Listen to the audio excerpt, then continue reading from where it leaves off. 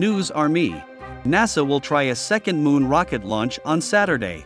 NASA plans to make a second attempt to launch its massive next-generation moon rocket on Saturday, September 3, 5 days after a pair of technical glitches thwarted the first launch attempt, according to agency officials on Tuesday. However, weather forecasts predicted just a 40% likelihood of ideal circumstances on Saturday, and the U.S. Space Agency recognized that there are still some lingering technical concerns to be resolved.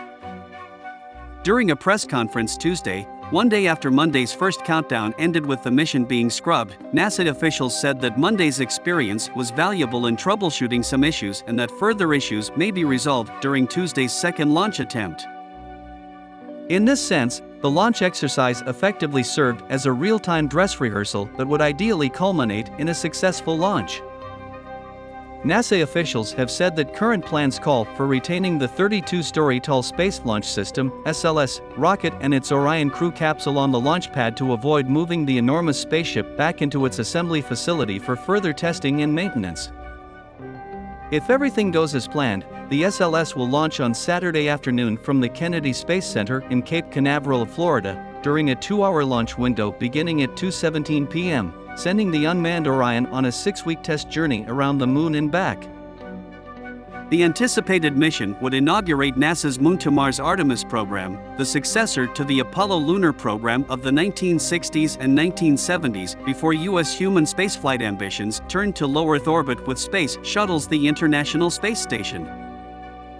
Monday's first Artemis I launch attempt was aborted when data revealed that one of the rocket's main stage engines failed to achieve the necessary pre-launch temperature for ignition, necessitating the top of the countdown and the delay of the launch.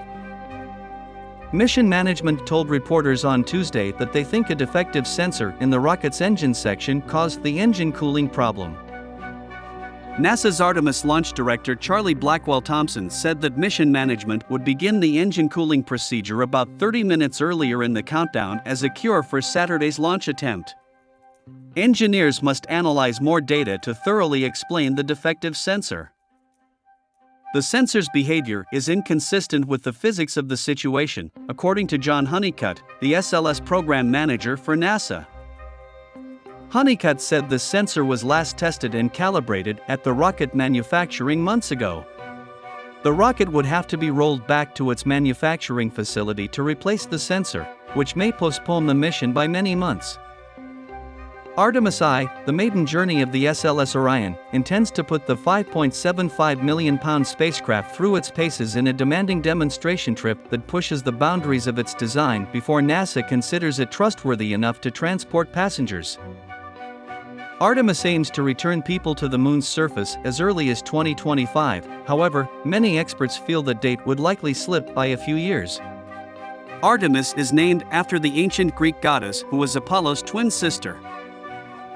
The last people to walk on the Moon were the two-person descent crew of Apollo 17 in 1972 after 10 prior astronauts on 5 previous flights starting with Apollo 11 in 1969.